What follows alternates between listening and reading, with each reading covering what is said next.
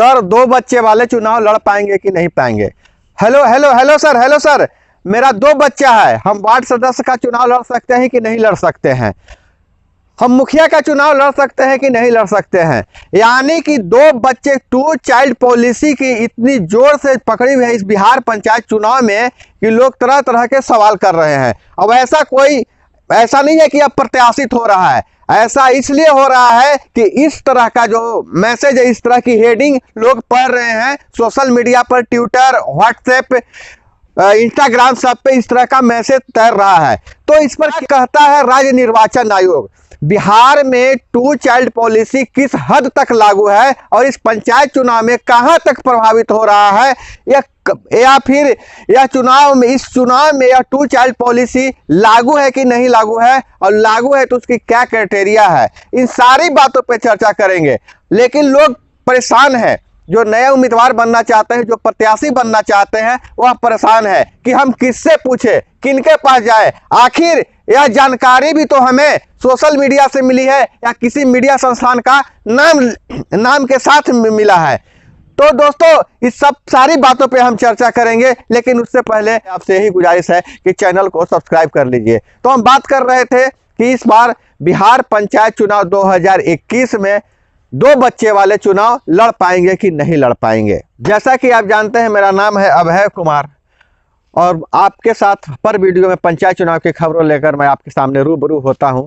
तो हम पहले देखते हैं, बात करेंगे कि 2 चाइल्ड पॉलिसी की क्या है, नियम क्या है, आखिर चुनाव आयोग क्या कहता है, राज्य निर्वाचन आयोग क्या कहता है, क्या है इसकी पॉलिसी। तो राज्य निर्वाचन आयोग की ओर से जारी मानकों की सूची इस प्रकार है। कौन चुनाव नहीं लड़ पाएंगे? पहला नंबर पर भ्रष्टाचार के दोषी उम्मीदवारों को चुनाव लड़ने का मौका नहीं दिया जाएगा। दूसरा नंबर पर है चुनाव से जुड़े किसी कानून के तहत अगर उम्मीदवार को पहले अयोग्य घोषित कर दिया गया है तो वैसे उम्मीदवार को मौका नहीं मिलेगा। तीसरा है मानसिक रूप से विकृत व्यक्ति चुनाव नहीं लड़ पाएंगे।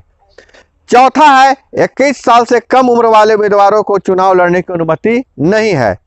केंद्र सरकार, राज्य सरकार या कोई स्थानीय अथॉरिटी की नौकरी करने वाले उम्मीदवार चुनाव नहीं लड़ सकते हैं। छठा है वैसे उम्मीदवार जिन्हें कदाचार के मामले में नौकरी से पदच्युत किया गया है, वह चुनाव नहीं लड़ेंगे। सातवां है आपराधिक मामलों में 6 महीने से अधिक सजा पाने वाला व्यक्ति चुनाव नहीं लड़ेगा। ध्यान दीजिएगा, आपराधिक मामलों में, न कि राजनीतिक मामलों में। और 8वां है वैसे उम्मीदवार जो पंचायत में वैतनिक या लाभ के भोगी हैं, वो चुनाव नहीं लड़ पाएंगे। अब 2 चाइल्ड पॉलिसी की बात, तो इसमें 8 बिंदु है, नहीं आई कि ऐसा अगर 9वां बिंदु ये नहीं लिखा हुआ है कि 2 या 2 से अधिक बच्चे वाले चुनाव नहीं लड़ेंगे। तो आखिर यह बात आई कहां से, इसमें कितनी सच्चाई है, और यह हवा में बात तैरी कहां से? तो यह हवा में बात इसलिए आई, अफवाह यह इसलिए फैला कि एक बहुत बड़े मीडिया संस्थान जो कहिए, जो मीडिया सोशल मीडिया पे एक बहुत बड़ा प्लेटफॉर्म है, उसने इस तरह का मैसेज थंबनेल लगा के खबर चलाई, और उसके बाद यह धीरे धीरे दूसरे लोग भी इसको फॉरवर्ड करते रहे, और फॉरवर्ड करते करते यह वायरल हो गया। यह वायरल होने के बाद क्या हुआ कि लोग पूछने लगे, परेशान होने लगे, अफवाह फैल गई कि बिहार पंचायत चुनाव में 2 से अधिक बच्चे वाले चुनाव नहीं लड़ेंगे। और इसमें आग में घी का काम किया है कुछ यूट्यूब पे वीडियो डालने वाले, उन्होंने भी इस तरह का वीडियो बना के डाल दिया, थंबनेल पे डाल दिया कि 2 बच्चे वाले चुनाव नहीं लड़ेंगे। तो यह अफवाह फैल गया। लेकिन जहां से अफवाह फैली वहां की बात कर रहे हैं, जो मीडिया प्लेटफॉर्म दोषी नहीं है, उस मीडिया प्लेटफॉर्म में जो रिपोर्टर जो है उनका वेरीफाइड रिपोर्टर होता है, और लोग भी अपने अकाउंट बना के खबर डालते हैं, वीडियो डालते हैं। जी हम बात करें, किसी ने वीडियो डाल दिया कि, और वो खबर के शक्ल में वीडियो डाल दिया कि 2 बच्चे वाले चुनाव नहीं लड़ेंगे और लोग उसको फॉरवर्ड करते रहे। तो देखिए भाई, सोशल मीडिया तो बहुत अच्छी चीज़ है, लेकिन ऑथेंटिक जानकारी लेने की आप प्रयास कीजिएगा। आपके जो रिपोर्टर होते हैं उनका ब्लू टिक रहेगा, वो ब्लू टिक से जो मैसेज भेजा जाएगा, जो ब्लू टिक से जो न्यूज प्रकाशित होगा, वो ऑथेंटिक आदमी भेजता है और वह उसमें गड़बड़ होने की चांस नहीं है, नहीं तो किसी भी अधिकारी का बयान रिपोर्ट रहता है। और बाकी जो बिना ब्लू टिक वाले जो भेज रहे हैं, तो आम आदमी कोई भी भेज देता है। बहुत सारे लोगों को मजाक करने की आदत है, मस्खरापन करने की आदत है, और इस तरह के खबरें प्रकाशित करते हैं, जिसके चलते सारे लोग परेशान हो गए, बहुत लोग परेशान हो गए। मेरे भी बहुत सारे कमेंट गिरने लगे, बहुत सारे लोग कमेंट करने लगे कि 2 चाइल्ड पॉलिसी पर एक वीडियो बना दीजिए, 2 बच्चे वाले चुनाव लड़ सकते हैं कि नहीं लड़ सकते हैं। तो हम सोचे कि इस पर कंफ्यूजन ज़्यादा हो रहा है। हालांकि इससे पहले भी हम वीडियो बना लिए थे, डाल दिए थे तो 2 बच्चे वाले चुनाव लड़ सकते हैं, यह नियम नहीं लागू है। लेकिन देख रहे थे कंफ्यूजन ज़्यादा हो रहा है, बहुत ज़्यादा इसमें हमसे कमेंट करके पूछा जा रहा है, तो एक एक कमेंट का जवाब देना संभव नहीं था। इसलिए मैंने सोचा कि यह वीडियो हम बना दें कि 2 बच्चे वाले चुनाव लड़ सकते हैं, बेफिक्र होकर लड़िए। बहुत सारे लोग पूछते हैं कि फलाने पद के लिए किस किन डॉक्यूमेंट्स की जरूरत है, उसके लिए क्या डॉक्यूमेंट्स की जरूरत है। तो डॉक्यूमेंट्स के बारे में जो खबर हम बना दिए, जो हम वीडियो डाले हुए हैं, उसको देख लीजिएगा। और एक बार फाइनल जो है से फिर देखिए, जो भी एक बड़ा सा जो नियमावली गाइडलाइन जारी होता है, वो बड़े स्तर पे होता है, उसमें बहुत सारे टेक्निकल शब्द होते हैं और उसमें धीरे धीरे सुधार भी होता है। जैसे पहले हम वीडियो डाले थे कि आचरण प्रमाण पत्र की आवश्यकता होगी, क्योंकि आचरण प्रमाण वो 14 जो लिस्ट 14 थी, उसमें आचरण प्रमाण पत्र था, लेकिन बाद में स्थानीय स्तर पर सुधार हुआ कि आचरण प्रमाण पत्र की आवश्यकता नहीं है। इसी तरह से जो जाति प्रमाण पत्र वाली बात है, तो जाति प्रमाण पत्र वहीं लगेगा जहां जो है आरक्षित कोटे से आप चुनाव लड़िएगा, वहीं जाति प्रमाण पत्र देना है। और इससे पहले हम डाल दिए थे कि आज नया अपडेट यह आया था कि आप 2 सेट में भी आप अपना नामांकन पत्र दाखिल कर सकते हैं, और दोनों जरूरी नहीं है कि दोनों सेट में आपको ओरिजिनल सर्टिफिकेट लगाना पड़ेगा। लेकिन एक चीज़ और बता दे रहे हैं, नामांकन दाखिल करने में आपको जो जाति प्रमाण पत्र हो या फिर जो आरओ जिसको कटवाते हैं, जो शुल्क कटवाते हैं, वो सारे का सारा जो है से ओरिजिनल आपको लगाना है। ऐसा गलती कभी नहीं कीजिएगा कि उसका फोटो कॉपी लगा दीजिएगा, जाति प्रमाण पत्र का फोटो कॉपी लगा दीजिएगा। खैर, इस बारे में तो और हम एक ट्यूटोरियल चलाएंगे, जानकारी चलाएंगे। जैसा कि आपको पता है कि मैं पंचायत चुनाव को लेकर कैंपेनिंग भी पहले चलाया है, इससे पहले पंचायत चुनाव में, लेकिन इस बार मैं किसी उम्मीदवार के लिए कैंपेनिंग नहीं चलाऊंगा, लेकिन इसी यूट्यूब चैनल पे मैं एक प्रशिक्षण चलाऊंगा। मैं सभी के लिए कैंपेन करूंगा कि पंचायत चुनाव में कैसे आप जीत हासिल कर सकते हैं, किस तरह से पब्लिक को अट्रैक्ट कर सकते हैं, और नामांकन में कैसे जाएँ, आप अपना नामांकन पत्र कैसे दाखिल करें, सारी बातें मैं ट्यूटोरियल चलाऊंगा। खैर, अभी तो बात नहीं है अभी, लेकिन चलते चलते एक बात आपसे गुजारिश करना चाहते हैं ना, कि हम बहुत सारे लोग कमेंट करते हैं, प्रश्न पूछते हैं, मुझे बहुत अच्छा लगता है। लेकिन बहुत सारे ऐसा प्रश्न होता है जो हम वीडियो बना चुके होते हैं, या लगता है कोई वीडियो देखे नहीं और फिर कमेंट कर दिए। देखिए, वो भी वीडियो आपको पास मिले, ध्यान से उसको देखिएगा। ध्यान से देखने से यह होगा कि आपको छूटेगा नहीं। हाँ, प्रश्न आपके मन में अगर आ गया उससे संबंधित, आप बेशक होकर कमेंट बॉक्स में करें, मैं उसका जवाब भरपूर देने का प्रयास करूंगा और ऑथेंटिक जवाब देने का प्रयास करूंगा। हम कहीं से संबंधित अधिकारियों से बात करके जवाब देने का प्रयास करूंगा। अगर वो कानूनी मामला हुआ तो मैं वकीलों से बात करके आपके जवाब को दूंगा।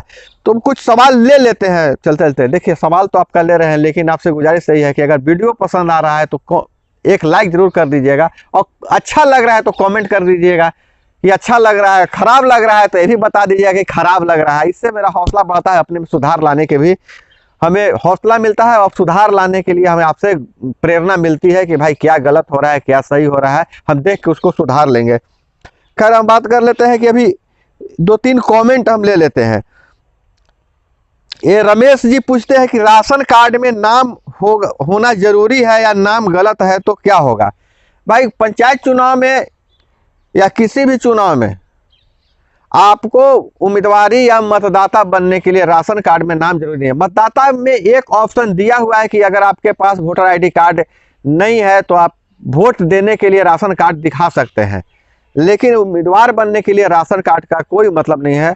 सिर्फ आपका वोटर लिस्ट में नाम होना चाहिए और आप उम्र पूरा कर रहे हैं, अर्हता पूरा कर रहे हैं। तो अगर कोई सरकारी शिक्षा समिति में है तो चुनाव लड़ सकता है कि नहीं लड़ सकता है।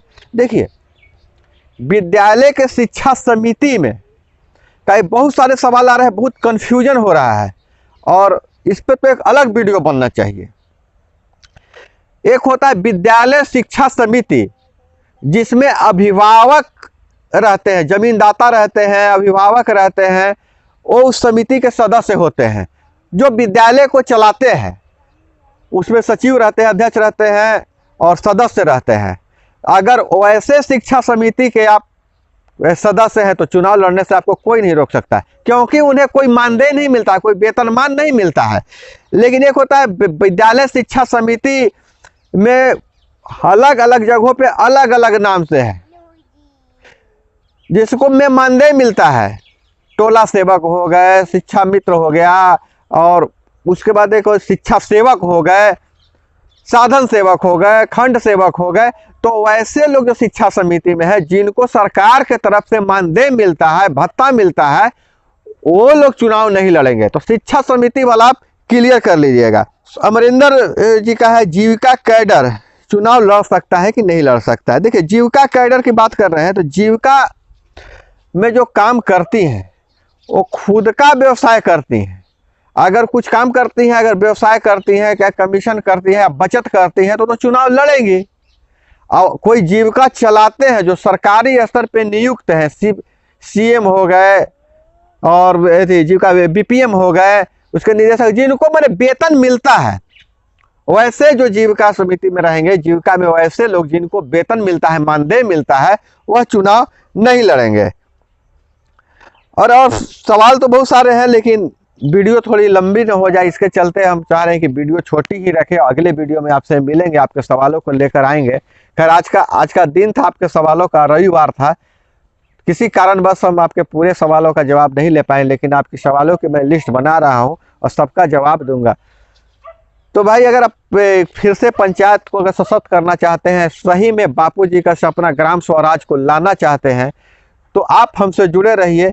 ऐसा नहीं है कि ये सिर्फ अगर पंचायत चुनाव नहीं हुआ है, पंचायत चुनाव की घोषणा हो जाएगी तब तक के लिए ही काम करेगा। बहुत ही जमीनी स्तर से हम काम करने का प्रयास कर रहे हैं, क्योंकि ग्राम स्वराज तभी लागू हो सकता है जब तक हमारे मतदाता, वोटर, ग्रामीण क्षेत्र की जनता अपने अधिकार को नहीं जानेगा, और जो जनप्रतिनिधि अपने अधिकार को नहीं जानेंगे, अपने कर्तव्य को नहीं जानेंगे, और ग्रामीण जनता भी जब तक जनप्रतिनिधियों को अधिकार को याद नहीं दिलाएगा, और जनप्रतिनिधियों को कैसे सुधारा जा सकता है, कैसे उन पे चाबुक लगाया जा सकता है, ये जानकारी लगातार चलती रहेगी। और आपके ग्राम पंचायत में, वार्ड में कौन सी नई योजना आ रही है, उन योजनाओं से क्या काम करना है और कैसे काम लेना है, हम सारी जानकारी इस चैनल के माध्यम से अनेक वीडियो में आपके सहयोग से देने का हम प्रयास करते रहेंगे। लेकिन फिलहाल चूंकि अभी चुनाव चल रहा है, चुनाव होना है, इसलिए चुनाव से संबंधित जो मटेरियल है,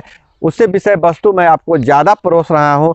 और इतना ही नहीं, मेरा तो यह भी प्रयास रहेगा कि वैसे लोग, जो गरीब तबके के लोग, जो आरक्षण कोटि से आते हैं, जो ये सोचते हैं कि हम चुनाव नहीं लड़ पाएंगे, चाहे हम में इतनी एबिलिटी नहीं है, हमारे पास पैसा नहीं है, तो उन सारे लोगों को मैं ट्रिक दूंगा। और उसके लिए सिर्फ आपको कुछ नहीं करना है, वीडियो पर बने रहना है, और जो भी जानकारी चाहिए आपको लिख के भेजना है। तो दोस्तों, मिलते हैं अब अगले वीडियो में। जय हिंद, वंदे मातरम।